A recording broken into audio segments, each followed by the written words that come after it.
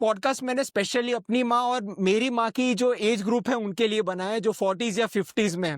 आमतौर पर इनकी जो एज ग्रुप होती है उनकी हेल्थ और फिटनेस को कोई नज़रअंदाज करते हैं। वो बोलते हैं कि भाई ये तो एज रिलेटेड डेक्लाइन होता ही होता है, इट इज़ नेचर्स वर्क, ऐसा कुछ बोलते हैं। तो Yeah. मैं चाहता हूँ कि ये पॉडकास्ट के माध्यम से जिनकी भी माँ हो कि हेल्थ अभी कहते हैं ना कि it is on verge of decline, उनको ये पॉडकास्ट पहुँचे और उनकी सुधर जाए, और जिनकी बिगड़ गई हैं वो रिवर्स करें। वो मेरा पूरा इसका इंटेंशन है।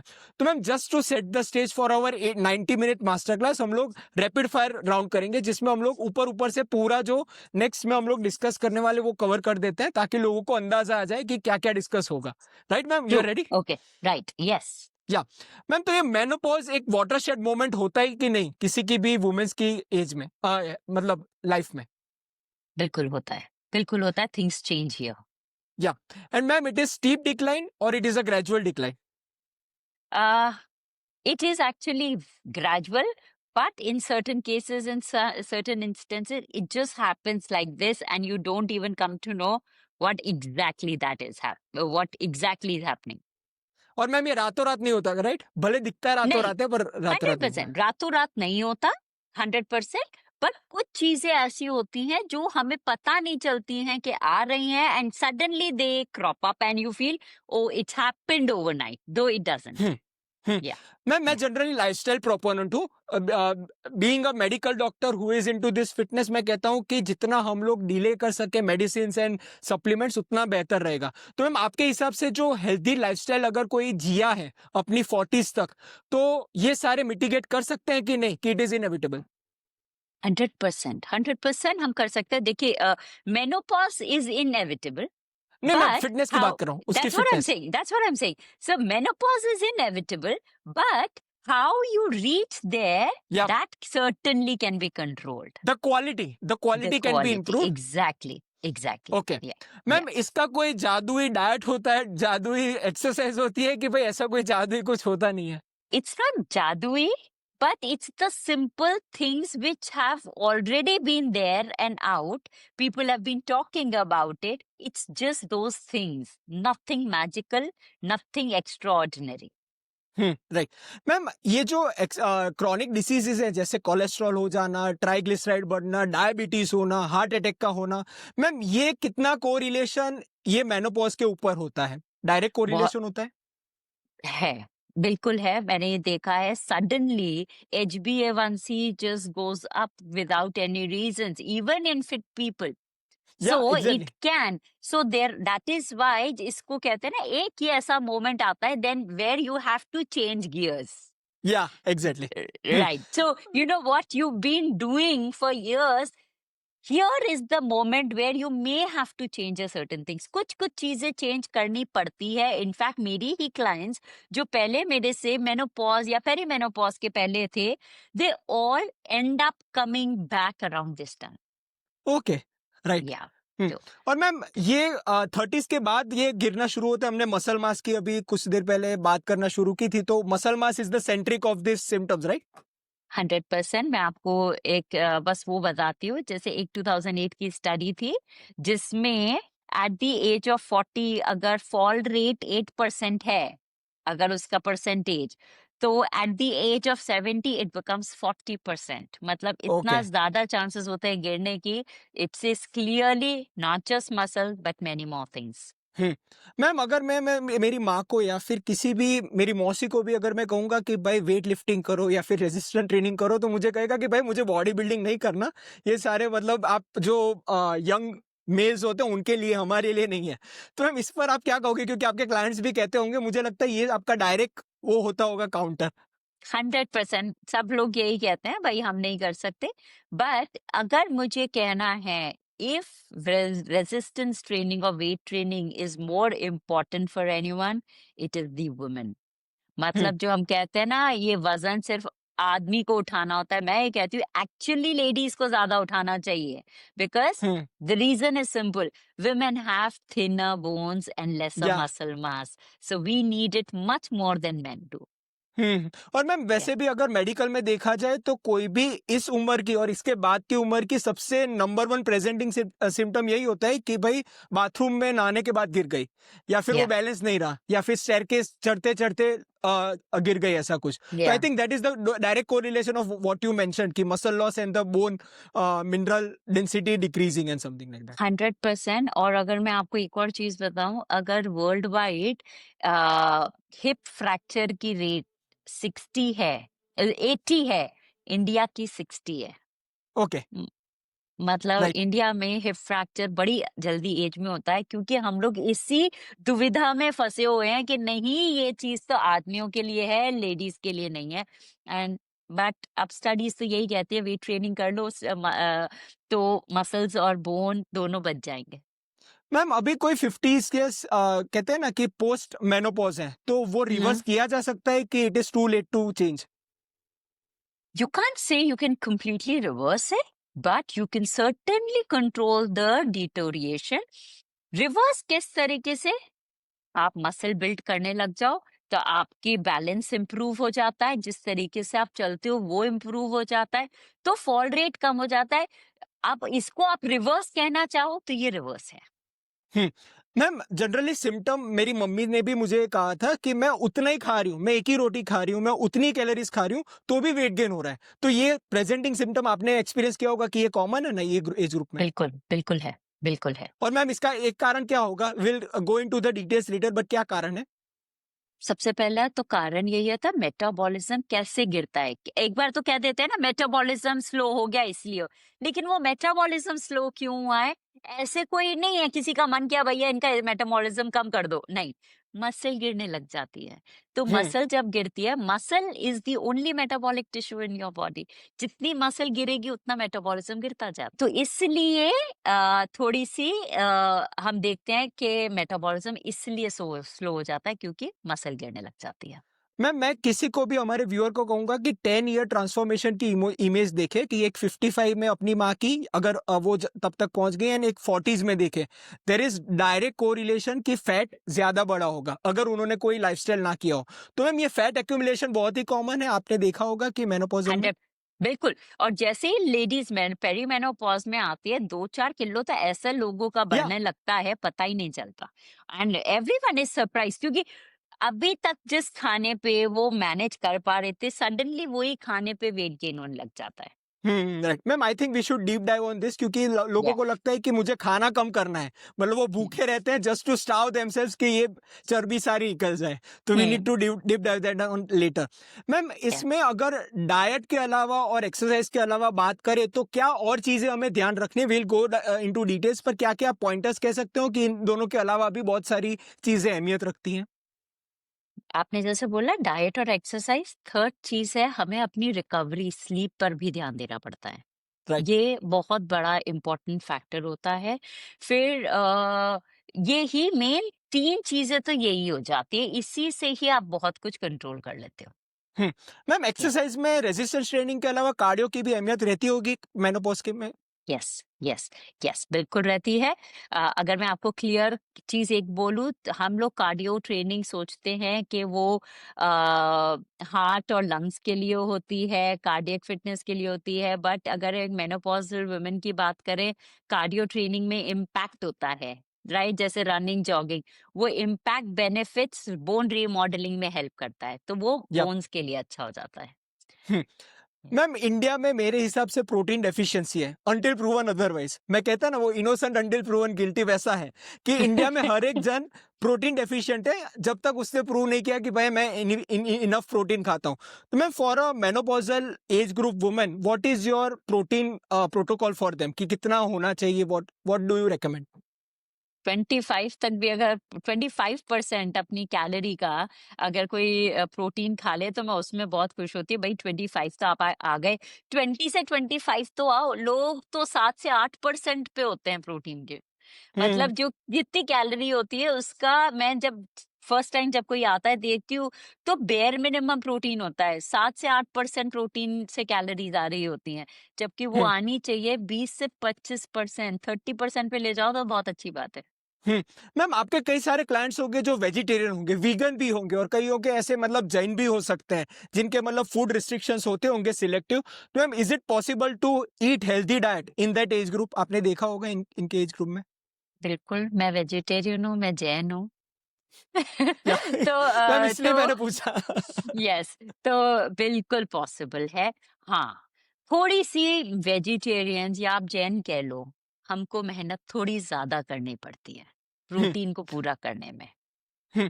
मैम मैं मेनोपॉज़ल के अलावा अगर दूसरी बात करूँ तो एक लेट 20s या अर्ली 30s में जब एक लड़की माँ बनती है तभी भी एक चेंजेज़ आते हैं उसकी बॉडी में। बोलते हैं कि मैं मेरे मान लो कि अगर मेरी मम्मी किसी को कहेगी तो वो बोलेगी कि स्मिथ के आने से पहले मैं एकदम फिट थी, पर स्मिथ आ गया उसके बाद मेरा फिगर बिगड़ गया, ऐसा कोई कहता होगा। तो मैम ये भी मेनोपॉज़ल जैसा it is a pain point right if you can से?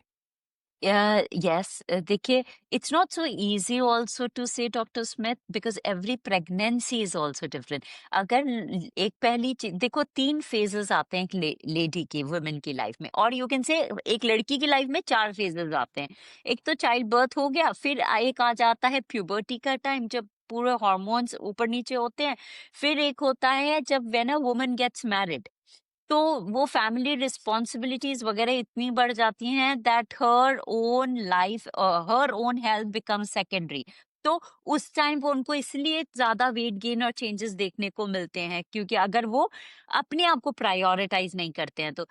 फिर थर्ड स्टेज आता है when a woman gets pregnant. तो ये भी काफी एक रोलर कोस्टर ही होता है, और हर प्रेगनेंसी अलग होती है। जरूरी नहीं है सबकी प्रेगनेंसी बहुत इजी और स्मूथ हो, बहुतों की बहुत कॉम्प्लिकेटेड भी होती है। इतने बेड रेस्ट होते हैं दैट इवेंचुअली लोग जल्दी से बोल देते, अरे लेडीज अपना ध्यान नहीं रखती हैं। It's not that simple for a woman. हर या 10 अगर उंगलियां हैं, 10 उंगलियां अलग होगी, तो ऐसे 10 लेडीज की प्रेगनेंसी भी अलग होती है। And then the last stage comes is menopause, again woman to woman। इसमें मैं जरूर कहती हूँ, और ये तीनों ही स्टेज में मैं कहती हूँ, बहुत कुछ है जो आप कंट्रोल कर सकते हो। देखो, what is bound to happen will happen, but there are certain things. हम ये बोल दें कि ये तो हमारे साथ होना है और हम हाथ पे हाथ रख के बैठे रहें, ऐसा नहीं होता है। थोड़ा तो हमें भी कोशिश करनी चाहिए, मेहनत करनी चाहिए अपनी तरफ से, so you can control a lot of damages, ये मैं बोलूंगी। या मैम राइट मुझे लगता है स्टेज सेट हो चुका है, then we can deep dive on all the main buckets. तो मैम यस, शुरुआत आपसे ही करते हैं। आज से 10-15 साल पहले यू वर 87 केजीज और आपकी या रीढ़ की हड्डी टूट गई थी, and you were I think 34 if I am not wrong. और तभी yes. There was a transformation. तो मैम क्या हुआ था? आपकी टेडेक्स टॉक मैंने अभी देखी थी, तो उसके अकॉर्डिंग जिन्होंने नहीं देखी just brief us about that transformation. हाँ, ओके। सो डॉक्टर स्मिथ, मेरा पहला फर्स्ट प्रेगनेंसी थी। I was young, I was 26। So उस time age was on my side, 26 27 I was, age was on my side. तो वो है ना, उस वक्त का प्रेगनेंसी वेट अपने आप चला गया था बच्चे के पीछे भागने करने में। एक बेटा था तो हो जाता था सब कुछ manage. When I got pregnant the second time, I was 32, 33। तो उस टाइम पे ड्यूरिंग दैट होल पीरियड, तब मैंने काफी वेट गेन कर लिया था। I came up to 87, where I was originally at 54 and 56 weight पे मैं रहती थी। Then I came up to 87। अब तब भी ऐसा कोई नहीं था कि मुझे वजन कम करना है, क्योंकि पता था प्रेगनेंसी से निकले हैं, अभी बेबी छोटा है। But still I joined a gym because I knew age was not on my side to exercise. उस वक्त ये लगता था कम खाओ, क्योंकि उस वक्त इंटरनेट नहीं था इतना मेरे पास, मतलब सोशल मीडिया नहीं था, आई वुड से। तो उस वक्त ये होता था कि अच्छा, वजन कम करना है, कम खाना है, खूब एक्सरसाइज करनी है। So I use to exercise for 2 2 hours. अपने आप को बड़ा अच्छा लगता था खुद को स्वेट में देख के। ऐसा लगता था जितना स्वेट मतलब उतनी अच्छा मैंने कैलोरी कैलोरी बर्न बर्न किया हो है। गया। करेक्ट। तो तब ऑब्वियसली कोच नहीं थी ना, और कम खाना, मतलब मेरे मेरे ऐसे जजमेंट्स ऐसे होते थे, अच्छा ये 2 कुकी है, इसकी कैलोरी 30 है, लेकिन इस आम की या इस केला की, इस बनाना की 150 है, तो ये कुकी खा लेती हूँ। ओके। तो I used to only go by calories. ये सब करके मैंने साल 1.5 साल में अच्छे से करीबन 20-25 किलो वजन कम कर लिया था, खूब एक्सरसाइज करके। तो अभी रिजल्ट्स आ रहे थे तो ऐसा लगता था बिल्कुल ठीक कर रही हूँ। बट उसके बाद में जब मैं I was towards the fag end of that whole 1 year of exercise and all that, तो एक ट्रेनर थी, वो मुझे देख के बोली थी कि Mitushi, you exercise very well, you are a trainer material. मैंने कहा अच्छा, can I become a trainer? तो she only help me find a pilates course. मैंने पिलाटेस सीखा था खुद के लिए, सोचा नहीं था टीचर बनूंगी, but it was so beautiful that I wanted to become a teacher. But मेरी मास्टर ट्रेनर ने बोला था कि आप 2 से 3 घंटे से ज्यादा प्रैक्टिस मत करना घर पे। मी बीइंग मी, मैं तो 2-2 घंटा एक्सरसाइज करके बैठने वालों में से हूँ, तो मैंने कहा ये 2-3 घंटे हफ्ते में क्या होगा, मेरा क्या होगा। तो I still continue practicing for 2 to 3 hours daily. तो 14 days लेटर खूब प्रैक्टिस करती थी, सोचती थी नहीं मेरे को नहीं आया, I can't feel the muscles, तो मुझे नहीं आया। 14 days later my I got my periods early, 15 days early. That is when it struck me that it is working inside, internally, which I'm not realizing. तब कुछ थोड़ा दिमाग में बैठा, मैंने कहा नहीं, now let us leave it, I think the teacher was right. मैंने 2 दिन छोड़ा, and then third day when I woke up in the morning, I felt a twitch in my back. ऐसा लगा मैं अटक गई हूँ मेरी बैक में। एंड ठीक है, मेरे को लगा कुछ स्पैज़म है वगैरह है, मैं जिम भी चले गई, आई एक्सरसाइज, सोचा मूवमेंट ठीक हो जाऊंगी। But by the time I came back, I was in a bad state. In the evening I couldn't even get out of my bed. मैं एक कदम रखूं तो मेरे पूरी बॉडी में करंट पहुंचता था। डॉक्टर के पास गए तो पता चला it was a grade 2 muscle tear, it was a back injury. तो ठीक है, अब जब ये हुआ, that is when I started thinking ऐसा मेरे साथ क्या हुआ, what did I do, where did I go wrong, that I ended up like this. I had 2 small children, imagine I am putting one step and the whole current goes through my body, and all I'm seeing myself visualizing that I'm crippled and in bed, not able to move, and I have my whole life ahead of me. You know the how bad thoughts come first. And that time I said, no, I need to find out what happened to me. And that is when I just gave myself about 1 month with physiotherapy and all that, healed myself, recovered, started doing Pilates again to heal myself, this time properly. And I was out of that pain, at least for that period, within 15-20 days. And that is when I decided I will delve deeper, I'll go deeper into it. I started with my classes, I started getting more and more questions. Uh, and that is how the journey truly began. That hmm. is what then I got so interested and I studied deeper, went ahead to do my fitness training and nutrition. And over the years, this is what I've been doing, just studying more and more to see.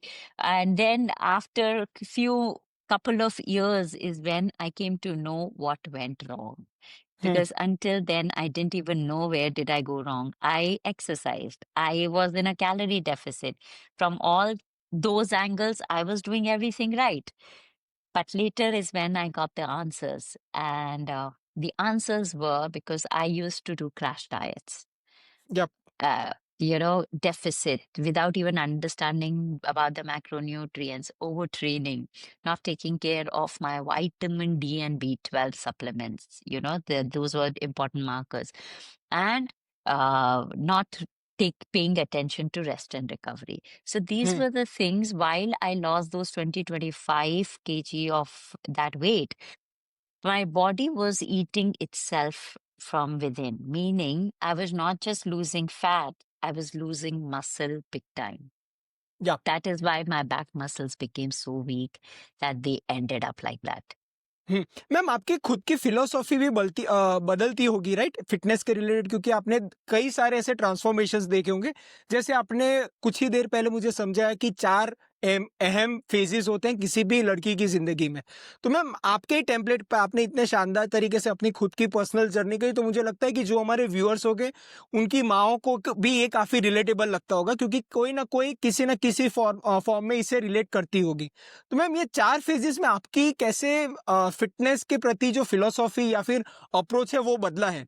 You in your 20s, you after your marriage, you after your first and second pregnancy, and you at your perimenopausal or menopausal age. And what is the mistakes that you have course corrected along the way? So, until my first child, I never thought about exercise as such. Okay, But as a teenager, as a young adult, I was always very active. So, okay, I have been active as a child. I was not in sports, but in dance and all that, in okay. cultural Physical activity में activities. थी आप, yeah. Exactly. तो physical activity मेरा तब भी था. Then teenage years में it wasn't so much because ऐसा कुछ था नहीं, but I was again culturally very active. Then I got married, and those were the years where I did not exercise, but I would not say I was like really active because cultural activity भी कुछ नहीं थी, कोई sports related भी कुछ नहीं था, बस जितना natural वैसे movement होता है वो होता था. Then is when my first child was born, when I gained some weight. ठीक है, wow, during when he was young, तो मैं aerobics class join कर लेती थी because whatever was happening in my condominium, I used to do that. तो एक aerobics की class होती थी twice or thrice a week, मैंने वो attend कर लेती थी for good time pass and all that. क्योंकि weight was not the concern, weight अपने आप जा रहा था, मेरे को उसका tension नहीं था. It is when with my second child, because I was already 30 plus then, is when I thought that now I have to exercise. Even then, I did not know about muscle building. I just knew one word as exercise. उसके कितने parts है वो नहीं पता था. तो Yeah. ठीक है, एक there was a women all women's gym. I joined that. तो वहां पर मैं अपना जो वहां पर एक्सरसाइज होती थी, ग्रुप क्लास होती थी या सर्किट ट्रेनिंग होती थी, वो करती थी. मुझे नहीं पता था कि क्या करना चाहिए क्या नहीं. जो क्लास हो रही है वो अटेंड कर ली. It is after that injury that the tables turned, or then I started thinking it like I started questioning that why. Was there anything wrong with the way I exercised? Was there anything wrong with the way I was eating? So that turned the tables. And even during these 15 years of my life as a coach, I have also learned and understood a lot even during this period.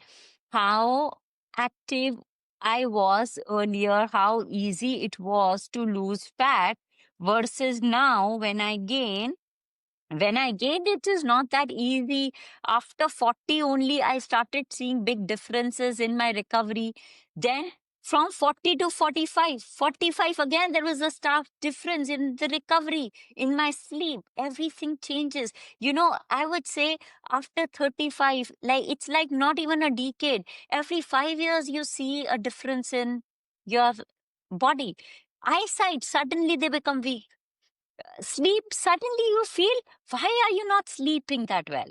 So then old joint issues can come up like this around perimenopause. Why? Because that anti-inflammatory hormones are going down. So Hmm. all the recovery is slow, the aches and pains become more prominent. Thankfully not me. I've not seen many of those things, but women around 40s only start seeing frozen shoulder. Okay. Suddenly हाँ, frozen ये बहुत shoulder common है. comes. ये बहुत बहुत common है, बहुत common है.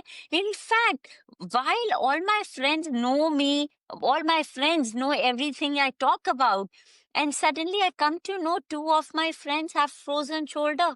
So, I said, what have you been doing all this while? I've been talking about it. Bolo, oh, is it? Is this frozen shoulder? So, something is happening here. They do not know. And when I tell them, then they'll go to the doctor, because till that time they do not even know वो that movement की something is requirement शायद नहीं होती होगी, इसलिए पता नहीं चलता होगा कि correct. नहीं, क्योंकि उनको लगता है ये कुछ ऐसा हो गया अभी, हो गया। हाँ, बस कुछ हो गया। अब वो कुछ हो गया का they take time where, so otherwise if they were not my friends, they would sit on it for another 1 or 2 months when it actually becomes really bad. But because they were my friends, I told them, so they went to the doctor in time. So that timely intervention, when you hear it from the doctor, then women do become, they actually start taking care. So right. these are the different things which I see. And then so this perimenopause is when I see more of these issues, because the hormones are fluctuating. या At least after menopause you don't see that fluctuation. So then you are just working कि ठीक है, अभी we know muscle जाएगा, bone degeneration होगा, so we are working towards that. But this perimenopause phase is actually much like, it is like a roller coaster. One day you're like this, the other day you're like that. So it's that perimenopause phase when I think women need more help. मैं Yeah. Muscle loss के ऊपर centric आपसे पूछना चाहूंगा, क्योंकि आपकी टेडेस talk में भी मसल को एक स्नीकी अटैक बताया आपने कि muscle loss is a sneaky attack.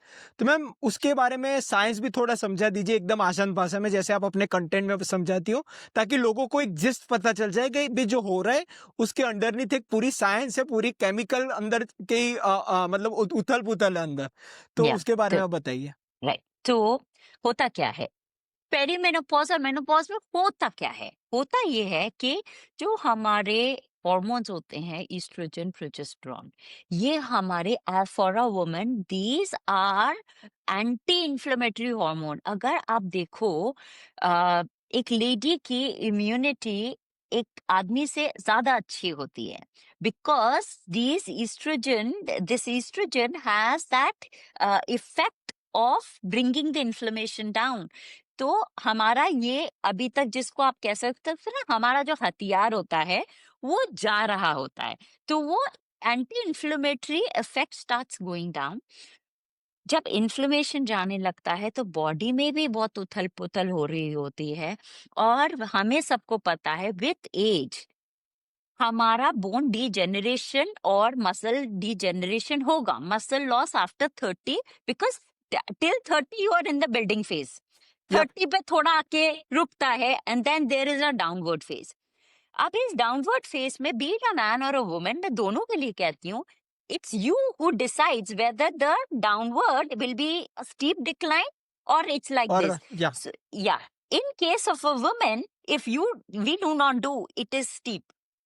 Okay, that is why you see more of musculoskeletal issues in women than in men, because hmm, two things, हमारे वैसे ही बोन बॉडी पतली पतली होती है, if you compare them with men, then muscle, हमारा muscle mass इतना नहीं होता if you compare them with men। तो पहले तो मसल मास वैसे ही कम है, ऊपर से जब डीजेनरेशन होता है so we see the effects much more, तो हमारा मसल लॉस इसीलिए थोड़ा सा ज्यादा प्रोनाउंस और प्रोमिनेंट हो जाता है, because we see know from where are you starting. A man if starts from here, a woman is already starting from here, तो हम्म, डिक्लाइन इसीलिए वुमेन में ज्यादा दिखता है। राइट। तो इसी अब मसल को बचाया कैसे जाता है, that is one thing which we need to all understand. तो हमने अभी तक तो मसल लॉस समझा क्या होता है, क्यों होता है, right. Then coming to muscle, अब आप मसल बचा सकते हैं क्या, can we preserve them? Yes, absolutely we can with resistance training. ये एक वर्ड है बहुत ज्यादा यूज होता है, हम ये कह तो देते हैं कि एक्सरसाइज करो, एक्सरसाइज सारी एक्सरसाइज नहीं, एक जो सबसे इंपॉर्टेंट होती है वो है resistance training, weight training, strength training, आप इसको जो नाम देना चाहो, जिससे समझना चाहो वैसे समझो, but resistance training is something which can actually control the damages. हुँ। मैं या मैं मसल लॉस पे आऊँगा, पर उससे पहले मैं फैट गेन की भी बात कर लेता हूँ, क्योंकि वो दोनों साथ में होता है। क्योंकि हमने आगे रैपिड फायर में भी बात की थी कि पेरीमेनोपॉज़ल और मेनोपॉज़ल ऐसा फ़ेज़ है जहाँ मतलब लेडीज़ को ऐसा लगता है कि भाई मैं मोटी होने ही वाली हूँ, इट इज़ इनेविटेबल। तो मैम ये, और वो भी मैं जैसे हमने बात की भी, सेम कैलोरीज़ खा रही हैं, सब कुछ सेम खा रहे हैं, डाइट हम्म एकदम देखा है, सब कुछ देखा है, फिर भी वज़न बढ़ रहा है। तो मैम उसका क्या कारण है और उसका कितना कॉमन है? Because I think everyone might experience that in the menopausal age, right? Correct. तो इसका रीजन सिर्फ ये होता है क्योंकि मसल गिरने लगती है। आपको Okay, मैं direct. चलिए ऐसे बताती हूँ।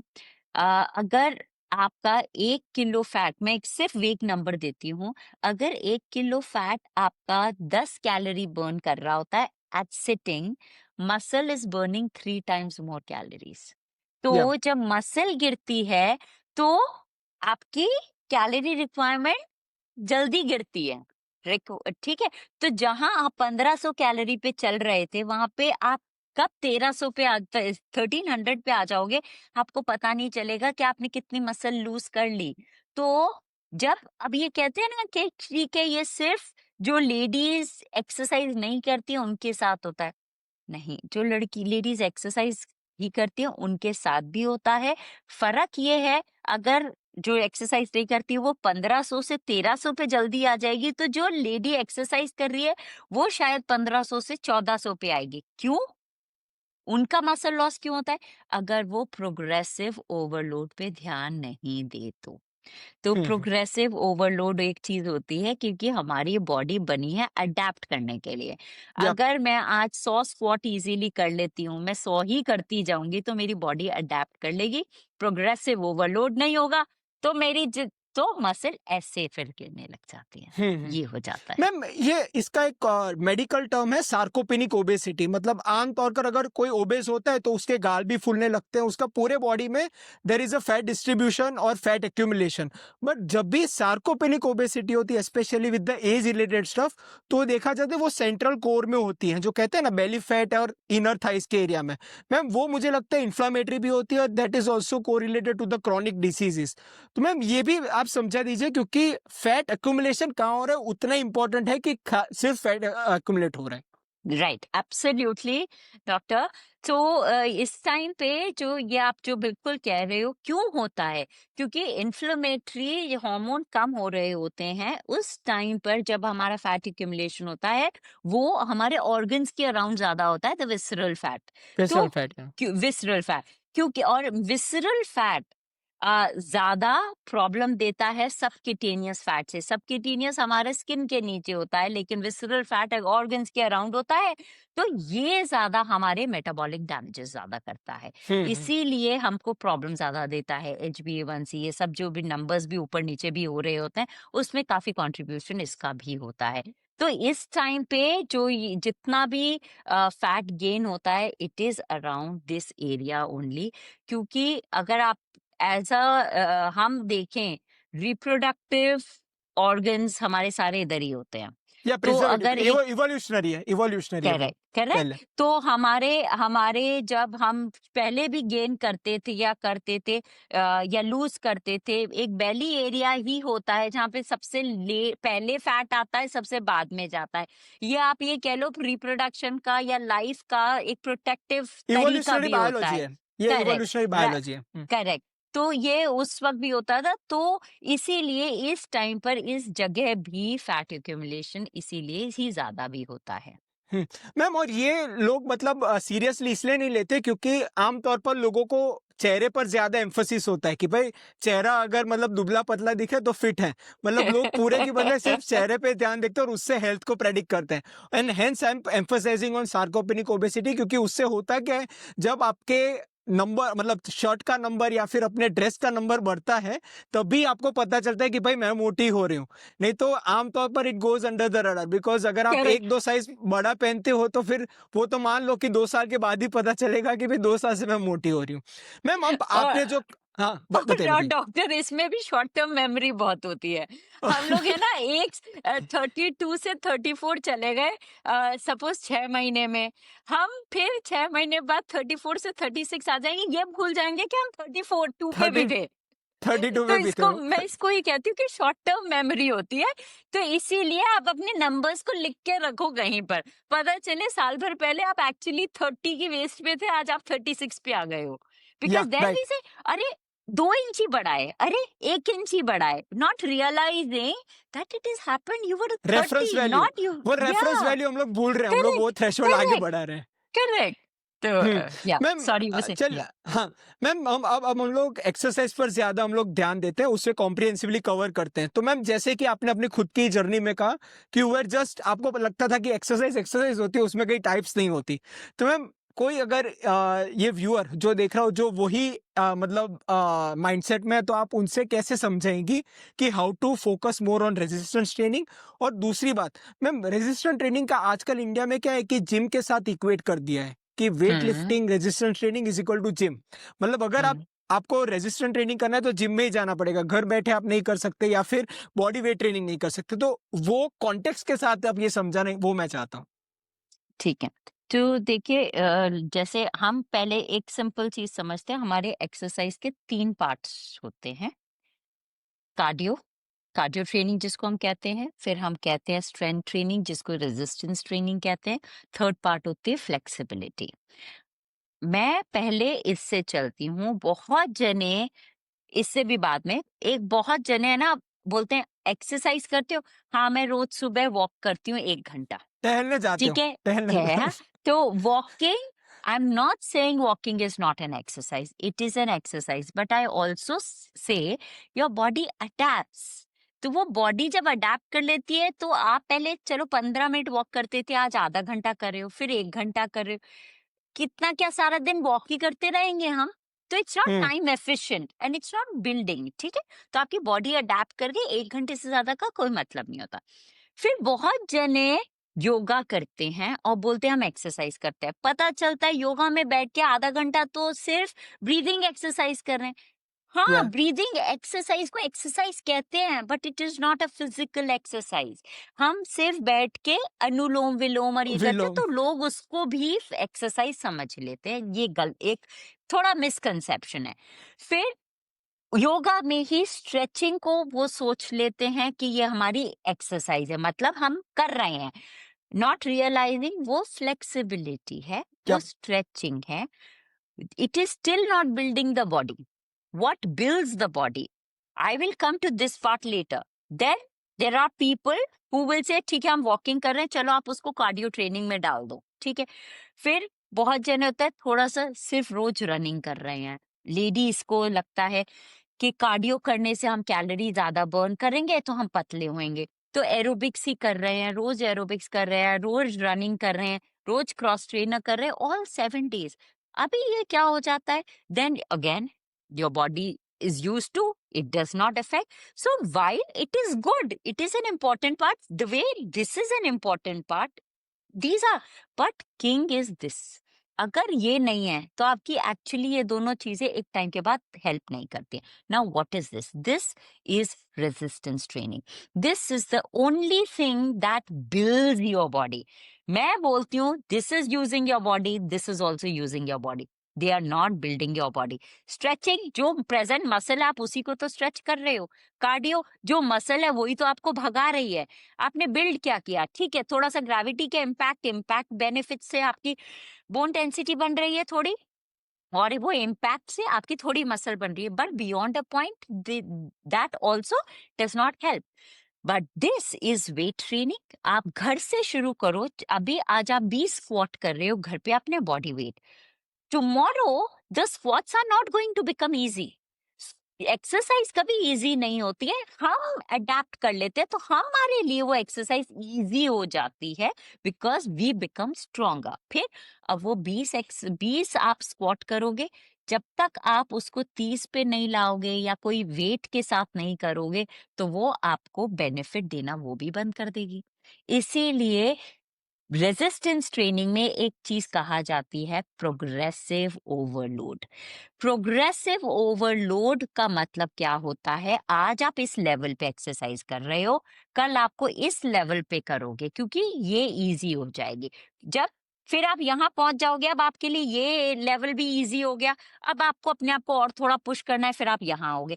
ऐसे करते करते आप ऊपर जाते जाते हो। एक्सरसाइज कभी इजी नहीं होती है, आप स्ट्रांग होते जाते हो, मसल बनती जाती है, और इस प्रोसेस में मसल बनती जाती है, प्रोग्रेसिव ओवरलोड में आप स्ट्रांग होते जाते हो। तो इस तरीके से this is why it's called, this is the only training which I say is actually building the body. Rest are all using the body, चाहे आप टेनिस खेल रहे हो चाहे बैडमिंटन खेल रहे हो, you are eventually using the muscles that you already have. Hmm, This is the only thing which is building more muscle for us. So hmm, resistance training is important. Now coming to your second point, when you said lot of people think कि gym जाना जरूरी है. Gym makes life easier because you have variety of equipments, but if gym is not accessible, let's say you are in a tier 2 tier 3 city जहाँ पे gym easily available नहीं है, तो आप अपने लिए घर में रेजिस्टेंस बैंड यूज करिए. अब रेजिस्टेंस बैंड हमको हेल्प कर देते हैं क्योंकि ये भी अलग अलग लेवल में आते हैं. लाइट बैंड होता है, फिर मीडियम होता है, फिर हैवी होता है. तो आपको वो ही प्रोग्रेसिव लोड का बेनिफिट इन बैंड से भी घर में मिल जाता है. तो घर में भी आप उसी तरीके से एक्सरसाइज कर सकते हो. यस, लिमिटेड होगा क्योंकि जिम में मशीन्स बहुत सारी होती हैं. आपको अगर हाथ में लगी है या पैर में लगी है, आपकी उसके अराउंड भी एक्सरसाइज कर सकते हो जिम में, जो कि शायद घर में बैंड से डिफिकल्ट हो जाए. मुझे एक बात बताइए, अगर आपकी उंगलियों में लगी है, बैंड पकड़ेंगे तो हम यहीं पे ही, तब थोड़ी सी लिमिटेशन हो जाती है. फिर आपको कोशिश करनी पड़ेगी कि यहाँ बांध लें फिर हम करें.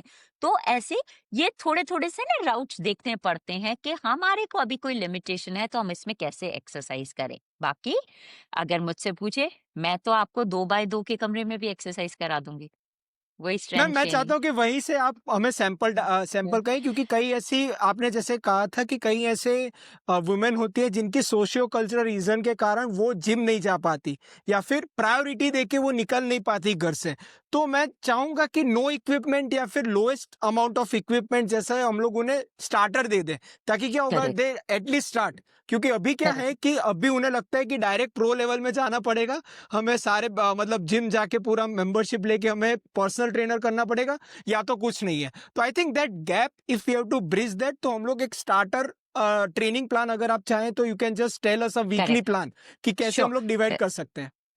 वीकली भी क्या, मैं तो आपको बोलूंगी, देखिए घर पे आप सर्टेनली एक्सरसाइज करें. जैसे आपने जो क्वेश्चन पूछा, ये सर्टेनली अप्लाई करता है उन मदर्स को जिनके टॉडलर्स होते हैं या न्यूबॉर्न बेबी होते हैं. वो लोग नहीं निकल पाते, ठीक है, जब तक आपके पास फुल सपोर्ट सिस्टम होता है वो नहीं निकल पाती. तो ऐसे में लेडीज क्या करें?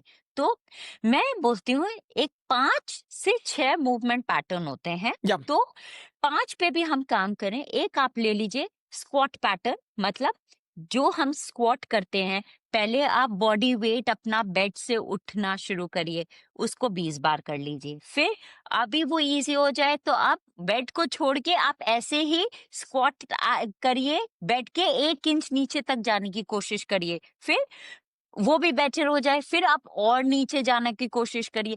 तो आप ये देखिए हमारे उसी स्क्वाट में ही हम प्रोग्रेस कैसे कर रहे हैं, प्रोग्रेसिव ओवरलोड कैसे डाल रहे हैं.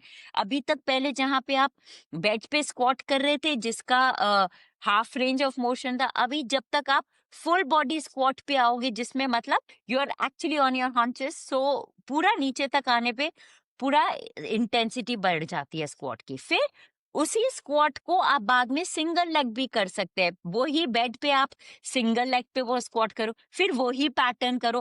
तो एक स्क्वाट में ही कितने सारे प्रोग्रेसिवली आप आगे जा सकते हो. फिर सेकंड होता है हिप हिंज पैटर्न. उसमें जो अगर फेमस एक्सरसाइज मैं बोलूं तो डेडलिफ्ट बहुत फेमस होता है. तो हम एक हिप हिंज पैटर्न होता है जिसमें हम हिप को पीछे लेके बेंट ओवर करते हैं. तो एक वो हिप पैटर्न होता है जो हम कर सकते हैं पहले दीवार के सहारे के. पहले तो हम दीवार से थोड़ा दूर खड़े जाए, फिर कोशिश करें ऐसे बेंड हुए कि स्पाइन स्ट्रेट रखे कि आपकी बम पीछे दीवार पे टच हो जाए. तो ये हो जाता है हिप हिंज पैटर्न. फिर इस हिप हिंज जब आपको आ जाए तो आप कोशिश करो मैं ऐसे करते हुए जमीन से कुछ वजन उठाऊं और रखूं. तो ये आपका डेडलिफ्ट हो गया घर ही में, ठीक है. फिर थर्ड हो जाता है एक पुश पुश पैटर्न, जिसको हम कहते हैं पुशअप्स जो हम कहते हैं। तो हम वो इजीली वॉल से स्टार्ट कर सकते हैं, वॉल पुशअप करिए 20। फिर जब वॉल पुशअप इजी हो जाए, फिर अब आप देखिए अगर मेरा हाथ इस लेवल पे, शोल्डर लेवल पे है दीवार पे, मेरे घर में क्या फर्नीचर ऐसा है जो थोड़ा सा मेरे हाथ को नीचे ले जाए। सपोज आज मेरी ये टेबल है और मेरा वॉल यहाँ है, इन दोनों के बीच में अभी अगर आपको कोई हाई टेबल दिख जाए तो आप उसी पे वही पुशअप करिए। फिर आप आ जाइए इस टेबल पे, फिर इस टेबल के नीचे की चीज ढूंढिए, शायद आपका बेड। तो इसमें भी प्रोग्रेसिव ओवरलोड हो जाता है। तो पुश पैटर्न हो गया। फिर हो जाता है, फोर्थ होता है पुल। अब इसमें हम पुलिंग के लिए लिमिटेशन होता है हमारे बॉडी वेट में। पुलिंग में या तो अभी अगर ये मेरी टेबल है, टेबल लंबी है, स्टडी है, तो मैं इसके नीचे घुस के ऐसे लटक के मैं रोइंग जिसको हम कहते हैं, या स्पेनिश रो हम कहते हैं इसको, हम हैंगिंग रोज भी कहते हैं। तो हम ये रोइंग कर सकते हैं। नहीं तो इस टाइम पे रेजिस्टेंस बैंड बहुत हेल्प करते हैं, क्योंकि बड़े वर्सेटाइल होते हैं, कहीं पे भी आप लेके भी जा सकते हो। अगर आपके पास ऐसी कोई टेबल या कुछ नहीं है जिसके आप अंदर नीचे नहीं जा सकते ऐसे हैंग करने के लिए, तो इसको सस्पेंडेड रोज कहते हैं एक्चुअली द राइट वर्ड। तो अगर ऐसी जगह नहीं है तो आप रोज से वो थेरा बैंड से या रेजिस्टेंस बैंड से वो रोज कर सकते हो। और उसमें भी, क्योंकि बैंड्स में भी आपके वैरायटी आती है, इंटेंसिटी लेवल्स होते हैं, तो उस हिसाब से आप अपने आप को प्रोग्रेस कर सकते हो। तो आपकी प्रोग्रेस नहीं रुकती है। फिर ये हो गए पांच, चार तो ये मेन मूवमेंट पैटर्न होते हैं। फिर Yep. फिफ्थ आ जाता है हमारा वर्टिकल पुल एंड पुश। फिर वर्टिकल पुल क्या होगा, जो हम अभी सामने से ले रहे हैं ये हम ऊपर से खींचते हैं। ऊपर से लेंगे। ठीक ठीक है, तो वो हो गया वर्टिकल पुश। वर्टिकल पुश क्या होगा, जब हम नीचे से कुछ ऊपर हैवी पुश कर रहे हैं, जो अगेन बॉडी वेट के साथ डिफिकल्ट हो जाता है। जैसे एग्जाम्पल क्या हुआ, अगर आप हैंड स्टैंड करते हो तो वो आप, you are in a vertical pushing movement, right. तो वो हमारे होते हैं। तो अगेन इस टाइम पे जहां पे भी पुलिंग मूवमेंट होते हैं, चाहे वो हॉरिजॉन्टल पुल हो या वर्टिकल, रेजिस्टेंस बैंड बहुत काम आता है, क्योंकि उसमें आपको काफी फ्रीडम मिल जाती है मूवमेंट की। क्योंकि आपको आपका बॉडी को टेक ओवर करना या उससे ज्यादा करना थोड़ा डिफिकल्ट हो जाता है, to find that spot. Also pushing के लिए बड़ी इजीली चीजें मिल जाती है, पुलिंग के लिए नहीं मिलती हैं। तो इस टाइम पे बैंड्स बहुत हेल्प करते हैं। अभी ये तो हो गए हमारे 6 पांच। मूवमेंट पैटर्न, हाँ, 6। जो कि या लेडीज के लिए भी हो जाएगा। लेकिन ऐसी मेनोपॉजल वुमेन भी होती हैं जो घर से नहीं निकल पाती हैं। या एक जो चीज मैं बहुत ऐड करवाती हूँ वो होती है प्रोप्रायोसेप्शन ट्रेनिंग फॉर सीनियर वुमेन। क्योंकि Yep. ठीक है, जब तक आप यंग हो, मसल जैसे बनाते जाओगे, आपकी स्ट्रेंथ रहेगी, प्रोप्रायोसेप्शन आपको बेकार चीज लगेगी। बट जहां पर मैं पेरी मेनोपॉज और मेनोपॉजल वुमेन में आती हूँ, सेम वुमेन, मेरे को सडनली आप ये बताइए, सडनली उनके नी में दर्द आ जाता है, सडनली उनकी बैलेंस वीक हो जाती है। क्यों? मसल तो वही है जो अभी थी, क्योंकि ये तो एक्सरसाइज कर रहे हैं। क्योंकि थोड़े रिफ्लेक्सेस भी वीक होते हैं। तो there is something called proprioceptors in our body and we do have a vestibular system, जिनसे कम से कम 2 चीजों से हमारी बॉडी बैलेंस बनाती है। तो एक मैं कहती हूँ प्रोप्रायोसेप्शन ट्रेनिंग में जरूर मैं पेरी मेनोपॉजल और मेनोपॉजल वुमेन के उसमें डालती हूँ। ये ट्रेनिंग हमको थोड़े हमारे रिफ्लेक्सेस स्ट्रॉन्ग करती है, कि हमारा बॉडी स्पेस में कहाँ जा रहा है वो बताता है। अगर आप आंख बंद करके भी वो बैलेंसिंग कर लेते हो, you actually become very strong in your reflexes and all that, which saves you from accidental falls. मैं कितनी बार, I have been a very clumsy child, मतलब मैं चलते चलते मैं आज भी किसी किसी चीजों में भिड़ती रहती हूँ। तो मैं ये कहती हूँ, अगर मैंने इतनी प्रोप्रायोसेप्शन ट्रेनिंग नहीं करी होती तो पता नहीं मेरा क्या होता। तो दीज रिफ्लेक्सेस बिकम स्ट्रॉन्गर। गिरने से आप किस तरीके से बच जाते हो, how you save yourself, that moment is where proprioception and vestibular training system really help. तो हुँ। ये मैं थोड़ा-सा मेनोपॉज़ल वुमन में भी डालती हूँ। हुँ। मैम इसके या अलावा आपने कार्डियो का एक रह गया, मैम उसके ऊपर भी आप ऊपर-ऊपर से oh you can yes, breathe through that, क्योंकि यस, बिकॉज़ यस, आपने जैसे बात यस, की कि आम तौर पर लोगों को लगता है कि सुबह अपने पति के साथ या फिर खुद ही अकेले 1 घंटे चल के आना, वो ही उनके लिए एक्सरसाइज़ होती है, बेयर मिनिमम। कि मतलब कहते हैं यस, 6 से 7 मैं मतलब मेरे घर काम या फिर मेरे जो बच्चों की जो हमारी देखभाल है उसके अलावा मुझे एक ही स्लॉट मिलता है 6 से 7, और उसमें आप देखेंगी तो सारे टहलने ही जाते हैं। There is no gym involved. तो मैम वो भी इम्पोर्टेंट है, मैं नहीं कह रहा कि वो नहीं इम्पोर्टेंट, पर वो कार्डियो में आप कैसे इनकलकेट करती हो और क्या आप करेक्ट, रेकमेंड करती हो वो बता या। दीजिए? तो अभी बिल्कुल आप सही got me right. Cardio training के बेनिफिट्स क्या होते हैं? हम लोग कार्डियो और वॉकिंग ये समझते हैं कि हाँ, ये एक्सरसाइज होगी। एक तो सबसे पहले कार्डियो ट्रेनिंग का क्या मतलब है? जब हम उस पे नाम लगाते हैं ट्रेनिंग का, कार्डियो का क्या मतलब? कि आपकी जो रेस्टिंग हार्ट रेट है, एक लेवल पे है। अब हम जब कुछ एक्सरसाइज करते हैं तो हमारी हार्ट रेट ऊपर जाती है। हुँ, हम कार्डियो ट्रेनिंग उसको कहते हैं जहां पर पहली बात कि आपकी एक सेफ लिमिट होती है। हम उस हार्ट रेट रेंज के अंदर एक्सरसाइज करते हैं, दैट इज एरोबिक ट्रेनिंग। फिर हमारी वेट ट्रेनिंग और जो हाई इंटेंसिटी इंटरवल ट्रेनिंग होती है वो हम डाल देते हैं एनएरोबिक ट्रेनिंग में। तो ये दोनों तरीके की ट्रेनिंग ये कार्डियो का पार्ट है। ये हमारे हार्ट लंग कॉम्प्लेक्स को स्ट्रांग करता है। मतलब आपका हार्ट कितना एफिशिएंटली काम करता है।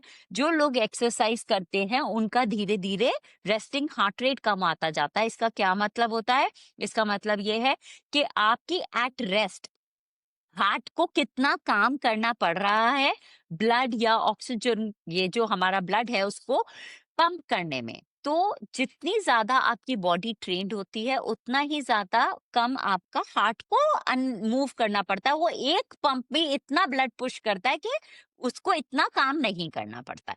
तो ये हो जाता है हार्ट रेट। अब ये होती है, इसको हम बिल्ड कैसे करते हैं? रेसिस्टेंस ट्रेनिंग और कार्डियो ट्रेनिंग दोनों से। कार्डियो ट्रेनिंग से ये हमारी कांस्टेंट, क्योंकि आप देखिए जब आप भाग रहे हैं तो आप जल्दी जल्दी सांस भी ले रहे होते हैं, मतलब जल्दी जल्दी हार्ट को भी पंप करना पड़ता है, इसकी वजह से हार्ट रेट ऊपर जाता है। तो जब हम किसी चीज को स्टिमुलेट करते हैं, जब उसको काम देते हैं, तो वो काम करते करते स्ट्रांग होता है। There is something called use it और लूज इट। इन या fitness industry we say it a lot. मतलब अगर आप अपने इस बॉडी को पुश नहीं करोगे तो बॉडी तो वैसे भी टाइम के साथ 30 की एज के बाद तो डिक्लाइन ही है। अब हम इसको पुश करते हैं तो स्टिमुलेट करते हैं तो body with that exercise keeps becoming stronger. तो उस भागने से करने से आपके वो हार्ट और लंग स्ट्रांग होने लगते हैं। अभी हुँ, लोग और walking, yes you can keep it as part of your cardio, but if you are actually are sedentary person जो कभी मूव ही नहीं करे तो ऑफ कोर्स आपके लिए walking is a cardio form. क्योंकि आप यहाँ पर हो, यहाँ से ऊपर आ रहे हो, आपके लिए वॉकिंग है। लेकिन जो दिन भर इंसान चलता ही रहता है उसके लिए वॉकिंग इज यूजलेस, देन या it is not exercise for that person. तो उनको फिर रनिंग पे आना चाहिए, क्योंकि same thing applies even here. Progressive overload, या तो आप अपनी रनिंग टाइम बढ़ाएंगे या रनिंग स्पीड बढ़ाएंगे। तो आपको एक ना एक चीज को तो चेंज करना पड़ता है अगर हमेशा के लिए आपको इम्प्रूवमेंट चाहिए रहती है तो। ठीक है। हुँ, अभी अब हम भी देखते हैं बहुत सारे जने 5 से 6 दिन या तो रोज वॉक पे जा रहे हैं, रोज 7 दिन जाते हैं लोग तो वॉक पे, या 7 दिन योगा भी करते हैं। ठीक है। तो क्या होता है, एक ही एक फॉर्म करते करते बॉडी अडेप्ट हो जाती है। मैं ये कहती हूँ I am not asking for more time from you. I will tell you, आपके पास ये 7 घंटा दे रहे हो आप किसी भी फॉर्म के लिए, ऑल आई विल से इस 7 घंटे को आप स्प्लिट कर दो कि मेरी 7 दिन की पहले तो वॉकिंग है, पहले तो आप इसमें से 2 दिन, ये 2 दिन आप स्ट्रेंथ ट्रेनिंग को दे दो, बाकी दिन कंटिन्यू करते रहो ना आप अपनी चीज। आप, मैं ये सिर्फ कह रही हूँ 2 दिन की जो वॉक है उसको आप रिप्लेस कर दो स्ट्रेंथ ट्रेनिंग से। फिर जब ये थोड़ी अच्छी लगने लगे तो 1 दिन और दे दो स्ट्रेंथ ट्रेनिंग को, ये 3 दिन भी दे देते हो। फिर उसके बाद में आप डिसाइड कर सकते हो अभी मुझे अगर आप योगा करते हो कि मैं थोड़ी रनिंग करने लग जाऊं, अगर आप रनिंग करते हो कि मैं 1 दिन योगा को दे दूं। तो ऐसा नहीं है कि एक ही चीज अच्छी है, एक ही सुपीरियर है। It's a mix of all. But priority के हिसाब से अगर आप मुझसे पूछोगे, अगर आपको हफ्ते में सिर्फ 1 घंटा या 2 घंटा है और आप मुझसे पूछो मितुषी मैं क्या करूं, मैं बोलूंगी स्ट्रेंथ ट्रेनिंग करो। हम्म, फिर आप मुझसे पूछोगे अच्छा मेरे 2 घंटे स्ट्रेंथ ट्रेनिंग के हो गए, अब मैं क्या करूं? अच्छा थर्ड घंटा मिल रहा है, चलो एक कार्डियो डाल दो। फिर अच्छा अभी और टाइम मिल रहा है, 1 घंटा और है, चलो या तो एक और कार्डियो डाल दो या एक योगा डाल दो या या पिलाटेस डाल दो। तो हमको ये देखना होता है जो हमारे पास अवेलेबल टाइम है हम उसको कितना एफिशिएंटली यूज करें। ठीक है, हम्म, तो एफिशिएंसी की जब बात आती है तो ऑब्वियसली मैं यही बोलूंगी ना, वो चीज करो जो ज्यादा बेनिफिट दे, रिटर्न दे, जिसको हम फाइनेंशियल टर्म होता है ROI, रिटर्न ऑन इन्वेस्टमेंट। तो मैं टाइम के लिए भी वही कहती हूँ, you should get more return on the time you invest. So या दैट वे दिस इसीलिए वेट ट्रेनिंग और या ये कार्डियो के जो फॉर्म होते हैं जिनमें आप प्रोग्रेस कर पाते हो, इनमें ये बेनिफिट मिल जाते हैं। बस वैरायटी रखोगे तो आपके स्ट्रेंथ, कार्डियक फिटनेस और फ्लेक्सिबिलिटी तीनों तीनों अच्छी रहेगी। Right ma'am. मैम या आपने या एक्सरसाइज का काफी अच्छे से कहा है, मुझे लगता है ये 20-25 मिनट सबको सुननी चाहिए पिछली जो हमने डिस्कस की थी।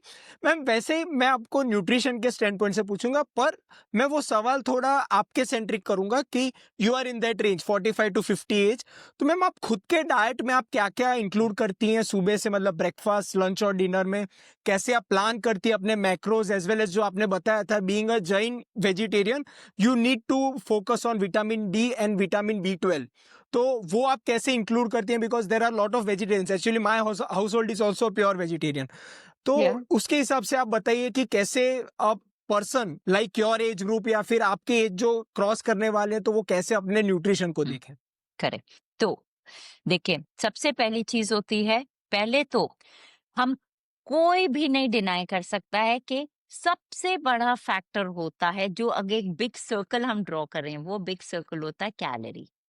हम्म, सबसे पहली चीज होती है कैलोरीज, मतलब एनर्जी, जितनी हमारी एनर्जी की रिक्वायरमेंट है, हमें पहली चीज तो होती है उतनी एनर्जी चाहिए। ठीक है, या ये तो बिगर पिक्चर हो गया। प्रॉब्लम क्या होती है, पहले बड़ा सर्कल हो गया एनर्जी, फिर उससे छोटा सर्कल होता है मैक्रोन्यूट्रिएंट, फिर उससे छोटा सर्कल होता है माइक्रोन्यूट्रिएंट। प्रॉब्लम क्या होती है, इंटरनेट देख के लोग माइक्रोन्यूट्रिएंट पे ज्यादा फोकस करने लग एग्जैक्टली जाते हैं। या अभी अच्छा फ्लैक्सीड अच्छा है, खूब फ्लैक्सीड खाओ, पता चले वो फ्लैक्सीड खा खा के आपकी कैलोरी यहाँ पहुंच गई। तो हम ये कहते हैं, मैं ये कहती हूँ आप पहले पहली बड़ी पिक्चर से शुरू करो। पहले देखो हमारा एनर्जी बैलेंस है या नहीं। अगर आपकी कैलोरी, एनर्जी बैलेंस का क्या मतलब, आपकी अगर कैलोरी की रिक्वायरमेंट 1500 है, अगर आप 1550 या 1600 खाओगे तो आपका वजन बढ़ेगा, कोई नहीं चेंज कर सकता है इसको। फिर अगर 1500 खाओगे तो आपका वजन मेंटेन रहेगा, अगर 1400 खाओगे तो आपका थोड़ा वजन कम होएगा। ये तो हो गई एनर्जी। इसके हिसाब से हम पहले चलते, सबसे पहले इसको करेक्ट करते हैं। क्या, जो भी खा रहे हो चाहे कुछ भी खाओ, अगर मैं ये कहती हूँ बुरे से बुरा अगर आपको सारा दिन समोसा भी खाना है तो पहले तो देखो समोसा हमारी 1500 के कैलोरी के अंदर ही हो। ठीक है, 1500 हो गई। आप 1500 कैलोरी जितना समोसा खाओगे, अगर आप 1600 नहीं करोगे ना, you will still be healthier than many people who have a perfect diet but always exceeding their calories. तो या इसीलिए calories are more important now. अब समोसा सारा दिन खाओगे, ऑफ कोर्स बहुत चीजें होती है, मसल वगैरह भी होती है, उसको न्यूट्रिशन नहीं मिलेगा, इसीलिए it is not good. But to explain why calories are so important, इसीलिए मैंने आपको एग्जांपल दिया। अब सेकंड चीज आ जाती है मैक्रोन्यूट्रिएंट, जो अंदर थोड़ा सर्कल के अंदर आते हैं। मैक्रोन्यूट्रिएंट में क्या होता है, हमारे तीन चीज होती है, सिर्फ ये तीन चीजें मैक्रो में आती हैं, कार्ब्स, प्रोटीन्स और फैट्स। या कार्ब्स को बुरा बताया जाता है, बट 50% तो कार्ब ही होने चाहिए, एनर्जी तो वहीं से मिलती है। अगर क्विक एनर्जी चाहिए, नहीं तो ब्रेन फॉग और ऐसी चीजें भी होने लगती हैं, तो एनर्जी आपकी 50% कार्बोहाइड्रेट से आएगी। क्योंकि जब आप कैलोरी का पहले ही ध्यान रख रहे हो, तो चाहे इंटरमिटेंट फास्टिंग करो या मेडिटेरेनियन डाइट करो, अगर एनर्जी से कम एनर्जी खा रहे हो रिक्वायरमेंट से, तो लूज तो करोगे ही, तो क्या फर्क पड़ता है कौन सी डाइट पे हो। तो मैं ये कहती हूँ आप डाइट ही बैलेंस रखो ना, मैक्रोन्यूट्रिएंट। तो कैलोरीज, कार्बोहाइड्रेट की कैलोरीज 50% होनी चाहिए। फिर बाकी का जो 50% वो आप इन दोनों में डिवाइड कर दो। चलो 25% आप प्रोटीन कर दो, 25% फैट कर दो। प्रोटीन को आप 30 भी कर सकते हो, फैट को 20 भी कर सकते हो। अभी क्या होता है, 25 से 30 अगर हम प्रोटीन का निकाल लें, बाकी का क्या बचा, कार्बोहाइड्रेट और फैट। ये अपनी दोनों इनवर्सली भी प्रोपोर्शनेट होते हैं कि कार्ब अगर ज्यादा होंगे तो फैट काम कर जाएगा, फैट ज्यादा होगा तो कार्ब का काम कर जाएगा, क्योंकि ये इवेंचुअली ऑन डायरेक्ट बेसिस तो ये एनर्जी के लिए काम हो जाते हैं, क्योंकि बॉडी वैसे भी चाहे कार्ब हो उसको भी बॉडी फैट बना के स्टोर कर ही देगी। ठीक है, तो ये होता है। इसीलिए अगर आप देखो कार्ब और फैट तो इंडियन डाइट में तो वैसे भी बहुत इजीली आ जाता है। अगर स्टेपल हम है। ना भी ध्यान दें, कितना भी रेस्ट्रिक्ट कर दें, तो भी 50%, 45 से 50% कार्बोहाइड्रेट इजीली आ जाते हैं। तो डिफिकल्टी कहाँ आती है, इस न्यूट्रिएंट पे आती है, प्रोटीन। प्रोटीन पे। इसको कैसे पूरा करें, इसको बड़ी मेहनत करनी पड़ती है। अगर पहली बार आप नॉन वेजिटेरियन है, आप फिर भी बड़े आराम से प्रोटीन की रिक्वायरमेंट पूरी कर सकते हैं। इसके नॉन वेजिटेरियन की क्या लिमिट होती है मैं वो भी बता दूंगी बाद में। पहले आते हैं वेजिटेरियंस और वीगन्स, जो सबसे ज्यादा स्ट्रगल करेंगे प्रोटीन में, क्योंकि plant protein, let me tell you, हम ये नहीं कह रहे कि प्लांट प्रोटीन से या वेजिटेरियन को प्रोटीन नहीं मिलेगा, बिल्कुल मिल सकता है, बट एक चीज एक्सेप्ट करनी होगी कि plant protein is inferior than the animal protein, क्योंकि इनका 55% ही प्रोटीन होता है, 45 फिर भी कार्बोहाइड्रेट और फैट होता है। तो पहली बात, प्लांट प्रोटीन इंफीरियर होते हैं क्योंकि इनमें मल्टीपल अमीनो एसिड्स भी मिसिंग होते हैं जो कंप्लीट नहीं होते। तो कब जब हम उसको रोटी राइस के या मिलेट्स के साथ मिक्स करते हैं तब कंप्लीट होते हैं। तो पहली चीज ये है कि वो इंफीरियर होते हैं। अब ये मैं आपको क्यों बता रही हूँ, इसका मतलब ये नहीं कि आप प्रोटीन की अपनी रिक्वायरमेंट पूरी नहीं कर सकते हो, इसका ये मतलब है क्योंकि ये इंफीरियर होता है, अगर नॉन वेजिटेरियन 1 ग्राम प्रोटीन पर केजी ऑफ बॉडी वेट के हिसाब से अगर प्रोटीन खा ले तो ये बेयर मिनिमम अच्छा प्रोटीन माना जाता है। अगर वेजिटेरियन हो, क्योंकि आपका प्रोटीन क्वालिटी इंफीरियर होती है, मैं बोलूंगी वेजिटेरियन को 1.2 ग्राम पर केजी ऑफ बॉडी वेट खाना चाहिए to make up for that inferior quality. Now ये हो गया। अभी वेजिटेरियन कैसे पूरा करें या वीगन कैसे पूरा करें, बहुत, या तो आप अपनी डाइट को बिल्कुल खुद ही बना लो कि मैं ऐसे ही खाऊंगी कि हर मील में, क्योंकि प्रॉब्लम क्या होती है इतना प्रोटीन को पूरा करने में वेजिटेरियन सोर्स से, जहाँ पे कार्बोहाइड्रेट भी अच्छी क्वालिटी क्वांटिटी में आएगा।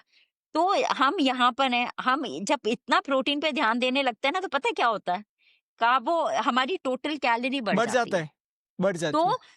to find leaner protein source and do it, it gets very difficult. That is why a nutritionist comes into picture and helps build that. क्योंकि हम सिर्फ प्रोटीन ही नहीं देखेंगे ना, हम कैलोरी भी देंगे। अब लीनर सोर्स प्रोटीन के क्या होंगे, सोय चंक्स होंगे, लो फैट मिल्क, पनीर, दही हो जाता है, ग्रीक योगर्ट हो जाता है, ये थोड़े से लीनर ऑप्शन हमारे हो जाते हैं प्रोटीन के।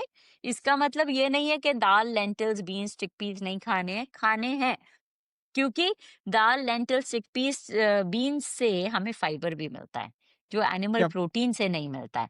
तो हमको ये देखना है, हमें ये तालमेल बैठाना पड़ता है। तालमेल किस चीज का बैठाना पड़ता है, प्रोटीन का और फाइबर का। तो नॉन वेजिटेरियन स्ट्रगल करता है फाइबर से, वेजिटेरियन स्ट्रगल करता है प्रोटीन से। अगर इन दोनों को हम समझ लें, इसका तालमेल बैठा लें, तो चाहे आप वेजिटेरियन हो चाहे नॉन वेजिटेरियन हो, आपका गट भी बड़ा हेल्दी रहेगा। तो हम ये कहते हैं, क्योंकि बड़े आराम से लोग बड़ी चीजें बोल देते हैं कि जो ज्यादा प्रोटीन खाता है उनका गट खराब होता है। प्रोटीन नहीं गट खराब करता है, आप चीजें नहीं बैलेंस कर पाते, या गट इसीलिए खराब हो जाता है। पानी पे ध्यान नहीं दोगे, प्रोटीन प्रोटीन करोगे, पानी नहीं पियोगे, फाइबर पे ध्यान नहीं दोगे तो गट खराब होगा। प्रोटीन भी पूरा, फाइबर भी पूरा, पानी का कंजम्पशन कम है तो भी गट खराब होगा। तो गट खराब होने के काफी रीजन होते हैं, इसलिए ब्लेम प्रोटीन पे नहीं जाना चाहिए। ठीक है, तो ये मैं इसलिए समझा रही हूँ क्योंकि ये मिथ्स फ्लोट अराउंड करते या रहते हैं। ठीक है, और ये काफी सारे ही जिनके खुद के पर्सनल एजेंडा होते हैं वो ही ये चीजें बाहर भी लेके फैलाते आते हैं। हैं। या करेक्ट, फैलाते हैं। तो कि उनको क्या अटेंशन चाहिए। बाकी हमारी डाइट में सब कुछ हो सकता है, बस तालमेल बिठाने की जरूरत होती है। अभी वेजिटेरियन के लिए या तो आप अपने पूरे लीन प्रोटीन और ये प्लांट प्रोटीन इनको सबको मिला के अच्छे से आप अपनी डाइट बना लो, उतनी कैलोरी में रखो। बिल्कुल, एक बार आप बना लोगे तो आपको इधर उधर जाने की जरूरत नहीं, हो जाएगी। फिर वेजिटेरियन के लिए फिर भी अभी मैं तो बोल रही हूँ 1 ग्राम पर केजी ऑफ बॉडी वेट, ये तो बेयर मिनिमम है। ठीक है, आरडीए है 0.8 ग्राम पर KG of body weight. RDA तो सर्वाइवल के लिए है, बेयर हमें मिनिमम सर्वाइव थोड़ी है। ना करना है, हमें तो थ्राइव करना है। तो थ्राइव पे मैं जब आती है, थ्राइविंग का स्टार्टिंग पॉइंट होता है 1 ग्राम पर केजी ऑफ बॉडी वेट। या अभी उसके ऊपर जाना है, अपनी वेट भी मैनेज करना है, हेल्दी भी रहना है, इम्यूनिटी भी अच्छी रखनी है, तो मैं बोलूंगी 1.5 ग्राम पर केजी ऑफ बॉडी वेट जितना तो प्रोटीन खाओ कम से कम। मैं आज इतनी मेहनत करके मैं 1.6 से 2 ग्राम पर KG of body weight protein पे रहती हूँ एज अ वेजिटेरियन। मैम तो आपका डाइट समझा दीजिए ताकि लोगों को एक सैंपल मिल जाए कि भाई आम हमारे जो इंडियन का घर का खाना है उससे भी हो सकता है। नहीं, नहीं, बहुत कुछ करनी पड़ती है। जैसे मैं बता रही हूँ, काफी मैंने चेंजेस किए हैं। सबसे इजी जो होता है, जो हमारे एकदम से प्रोटीन को पंप अप करता है, वो होता है प्रोटीन सप्लीमेंट। या क्योंकि उसको भी बहुत लोगों ने बहुत कोशिश करी है डिफेम करने की। एक चीज हमको फिर यहाँ समझनी, अगर एक नॉन वेजिटेरियन है वो फिर भी प्रोटीन सप्लीमेंट के बिना कर सकता है, वेजिटेरियन और वीगन नहीं वेजिटेरियन नहीं कर कर सकता सकता। है। या नहीं कर सकता, क्योंकि मैम मैं तो हमारा कहता हूँ कि सप्लीमेंट हमें करना ही नहीं चाहिए, उसे हम लोग को फूड ही समझना चाहिए। It is a dairy food, exactly, ऐसा समझ के ही हमें करना एग्जैक्टली, चाहिए। एग्जैक्टली। लेकिन उसके अराउंड भी बहुत कुछ या नैरेटिव्स बनते हैं, क्योंकि हम ये नहीं समझते कि रेगुलर खाना कैलोरी के साथ आता है ना, तो उसमें सप्लीमेंट में बेयर मिनिमम कैलोरी आता है, तो इसीलिए सप्लीमेंट का यूज करना चाहिए। फिर अभी वेजिटेरियन है तो सोय चंक्स वगैरह को देखिए, ये मत सोचिए कि ये प्रोसेस है, इसमें से ये निकल गया वो निकल गया। अगर आप ऐसे देखेंगे तो आपके बहुत चीजों में से बहुत कुछ निकला होता है। हमारी तो मिलेट्स और वीट भी वैसे नहीं बनते जैसे ओरिजिनली होते थे, हाइब्रिडाइज किए हुए हैं। इसका मतलब ये नहीं है वो खराब हो गए हैं, हम्म अच्छे ही हैं। कोई भी हमें किसी का ये नहीं है, देखो जो खा रहे हैं सब एक सा खा रहे हैं। ऐसा नहीं है कि किस कोई हमारी ही अगेंस्ट में बना रहा है कि इनको ये मिलेट खिलाएंगे, कॉन्स्पिरेसी इनको नहीं ये है कुछ। खिलाएंगे। यहाँ कोई कॉन्स्पिरेसी नहीं है। तो इसीलिए ये थोड़े से ना इनका बैलेंस करना पड़ता है। लो सब लोग जैसे अगर काउस मिल्क की बात करें तो सब चाहते हैं कि हम काउस मिल्क पिएं, नॉट रियलाइजिंग कि काउ मिल्क भी 5% फैट पे होता है। या अगर 5% फैट आप वेजिटेरियन है, उससे आप अपना मिल्क प्रोटीन का रिक्वायरमेंट पूरा कर रहे हो, तो प्रोटीन के साथ साथ आपको काफी फैट भी मिलता है, जो वो फैट आपका कैलोरीज को बढ़ा देता है। क्योंकि हम्म हमको ये देखना है, पहले तो बड़ा अम्ब्रेला पहले कवर प्रोटेक्टेड रहना चाहिए, कैलोरी तो प्रोटेक्टेड रहनी चाहिए, उसी के अंदर घूमना है, हम्म माइक्रोन्यूट्रिएंट को भी उसी के अंदर ही घूमना है। तो यहाँ आके काफी कुछ माइंडसेट भी चेंज करना पड़ता है। बहुत जने बहुत रिजिड होते हैं सप्लीमेंट्स के अगेंस्ट में, बहुत जने रिजिड होते हैं काउज मिल्क से डबल टोन्ड पे आने पे। तो कौन कैसा क्या करना चाहता है, किसके लिए क्या प्रायोरिटी है, उस हिसाब से थोड़ा सा डाइट को करना पड़ता है। There can not be a simple a straight simple rule for all. या Rules have to be bent. थोड़े से हमको किस सबकी चॉइसेस उनकी रूटीन के हिसाब से भी करना पड़ता है। जब तक आप घर में खा रहे हो ना, घर का बना खाना खा रहे हो, बहुत कुछ आप करेक्ट कर सकते हो। लेकिन जहां पर आपका ट्रैवल बढ़ जाता है काम के हिसाब से, आज मेरे काफी कॉर्पोरेट वर्ल्ड में क्लाइंट्स हैं, 20-20 दिन ट्रैवल कर रहे हैं। जब 20 दिन ट्रैवल कर रहे हो, आप इंटरनेशनल फ्लाइट्स पे हो, कैसे आप अपना स्लीप और खाने को बैलेंस करोगे? यहाँ पर आके हम लोगों को काफी करना पड़ता है कि उनका रूटीन हम कैसे सही कराएं। जो घर में बैठे हैं उनको तो हम बड़ा इजीली करा देते हैं, लेकिन जो ऑफिस जा रहे हैं, जिनके रूटीन ऐसे होते हैं, उनके लिए देखना पड़ता है। सबकी रूटीन अलग होती है, तो उस हिसाब से करना पड़ता है। लेडीज भी उतना ही ट्रैवल कर रही होती है जितने कर आदमी होते हैं। तो ये थोड़ा सा, एक मेरी डाइट सब पे नहीं अप्लाई करेगी, क्योंकि मेरी कैलोरी रिक्वायरमेंट बहुतों से बहुत ज्यादा है। मेरी लोग हम्म। प्लेट देखते हैं, सोचते हैं कि हाँ हम भी इतना खाना खा सकते हैं, not realising how much do I burn. मेरे पास मेरी मसल और लेडीज से ज्यादा बहुत ज्यादा है, तो मेरी कैलोरी रिक्वायरमेंट बहुत ज्यादा है। मेरा जितना तो आप खाना खाएंगे तो आपका वजन बढ़ जाएगा। राइट। मैम या मुझे लगता है काफी और वर्टिकल्स मुझे कवर करने थे, but I think we are cutting short of our time. तो उसमें मैम मैं लास्ट में आपसे पूछूंगा, हम लोग स्लीप और रिकवरी पर एम्फोसिस कर रहे थे, तो उसी को हम लोग लास्ट एक एक्सटेंशन टॉपिक करते हैं। मैम आमतौर पर woman live to working lives, वो कहते हैं ना कि एक वो अपना काम करती है, अगर वो अपना 9 to 5 जॉब या कुछ करती है, and one job is the home का, और वो कहते हैं ना होम मेकिंग जॉब, जिसमें वो बच्चों का ख्याल करती हैं, अपने फैमिली का ख्याल करती हैं। तो मैम इसमें रिकवरी लाना, specially in sleep, it is really hard for them, क्योंकि स्पेशली आफ्टर अ प्रेगनेंसी और after a new child is born, तो उसके बाद उनकी स्लीप साइकिल भी ब्रेक हो जाती है। उसके बाद फिर काम को एडजस्ट करना, अपने घर के रिस्पॉन्सिबिलिटीज को एडजस्ट करना, ये सब कुछ काफी मुश्किल बना देता है उनकी recovery, personal body recovery, fitness recovery पर। तो मैम आपका क्या जनरली, एक मैं आपको, आपने जैसे कहा कि एक ब्लैंकेट स्टेटमेंट तो हम लोग दे नहीं सकते, बट एक रिपीटेटिव पैटर्न्स आपने देखे होंगे कि भाई ये तो सब में वर्क करेगा ही करेगा। तो स्लीप एंड रिकवरी पर आप क्या कहती हैं? You can go on into the stress also, stress department also. या तो मैं ना कहती हूँ, कुछ एक ऑल्टरनेटिव मेथड भी लाइए आप थेरेपी का।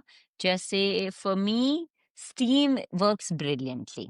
मैं ओके। स्टीम रूम में लेग एलिवेशन करती हूँ, मतलब लेग ऊपर वॉल पे करके लेटती हूँ। It really helps me recover very well. फिर दूसरी चीज, स्लीप को हम और कैसे तो ये रिकवरी वहां से भी शुरू होती है। When that recovers, parasympathetic nervous system activate होता है, तो ये चीजें हेल्प करती है हमारा ओवरऑल स्ट्रेस कम करने के लिए। फिर जब रात में बहुत देखो, वैसे इंडियन डाइट में मैग्नीशियम सप्लीमेंट की जरूरत नहीं पड़ती, क्योंकि फाइबर का इनटेक काफी होता है, जहां से हमें फाइबरस फूड में से मैग्नीशियम मिल जाता है। लेकिन फिर भी बहुत जने, या तो हम बाहर बहुत खा रहे होते हैं, या इतना इंटरनेट पे देख के हमने अपनी वैसी डाइट को इतना हेवायर कर दिया है, तो कई बार मैग्नीशियम ग्लाइसिनेट या थ्रियोनेट भी काम कर जाते हैं सोने में हेल्प करने में। मैं ये नहीं कह रही आपको सेरोटोनिन ये मेलेटोनिन वगैरह लेने होंगे। हम और तरीके से ही कैसे अपनी रिकवरी करते हैं वो समझते हैं। एक तो ये हो जाता है। दूसरा, एक्सरसाइज जब हम कर रहे होते हैं, तो ये एक्सरसाइज की कुछ एक डिमांड होती है, जिसके हमको इफेक्ट्स बेटर स्लीप वगैरह पे भी मिलते हैं। रेजिस्टेंस ट्रेनिंग, कार्डियो ट्रेनिंग से, क्योंकि बॉडी रिकवर करती है जिस तरीके से, तो उससे भी स्लीप थोड़ी बेटर होने लगती है। एक जो चीज, इम्पोर्टेंट चीज जो कहीं पर भी नहीं आती है इजीली, जो मैं आपको बोलना चाहूंगी, बताना चाहूंगी यहाँ पे, कि एक होता है मॉर्निंग सन। जब हम उठते हैं, अगर हम कोशिश करके बाहर जाएं या विंडोज के पास जाएं, बालकनी में जाएं, ताकि हमारी जो ब्राइट लाइट हमको सुबह की मिलती है, जिसको अच्छा हाई इल्यूमिनेशन होता है जिसमें, अगर उसमें हम जाते हैं, तो हमारा थोड़ा सा सर्कैडियन रिदम सेट होता है, जो कि हमको रात में सोने में हेल्प करता है।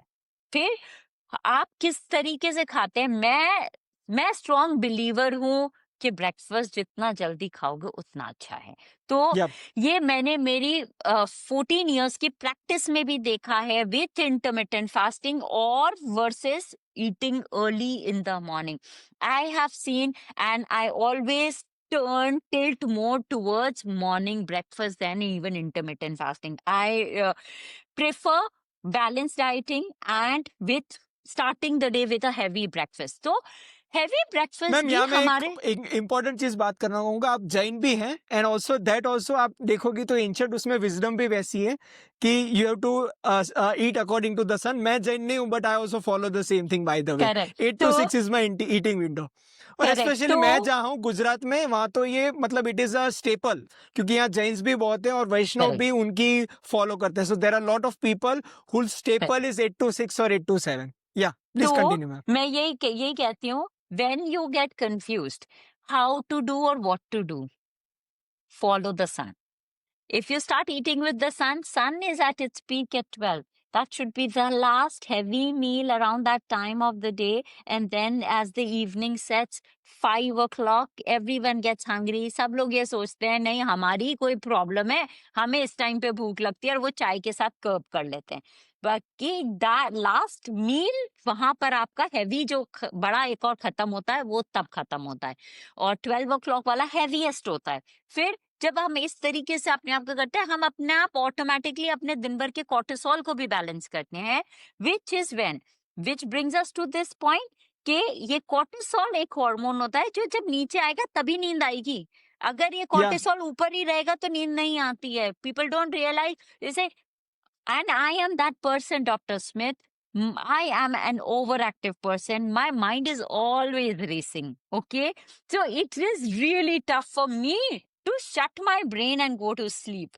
So this is why it becomes all the more important for me to follow all this. नहीं तो मैं रात में it's a say ये हम लोग वर्गोस में भी ये कहते हैं I'm a Virgo कि हमको जितने ख्याल आते हैं ना वो सब रात में आते हैं. So our brains are so active in the night. So it is. So that is why when you do these things, these really help. तो ऐसे ही नहीं किसी ने बोल दिया कि breakfast should be like a king. तो there is some truth to it. जब हम heavy dinner करते हैं ना तो we are pushing our body also to stay up to digest it. तो इसीलिए जब हम circadian अपना sun के साथ खाने लगते हैं तो हम अपना sleep को भी वहां पे unknowingly help कर देते हैं. मैम मुझे लगता है ये 75 मिनट्स का जो हमने कन्वर्सेशन किया it is like a master class for any mother. मैं तो अपनी मम्मी को पहले ये बताऊंगा एंड ऑल्सो मैं शेयर करूंगा अपनी एक्सटेंडेड फैमिली में सो दैट वो कहता है ना कि घर की मुर्गी दाल बराबर. मैं बोलता हूँ तो कोई नहीं मानता but I think the way you have communicated वो उनके जहन में ज्यादा बैठेगा क्योंकि you are at that age तो उनके कारण वो रिलेटिवली बढ़ेगी. And thanks again for doing this. और मैं नेक्स्ट टाइम चाहूंगा कि हम लोग इन पर्सन करें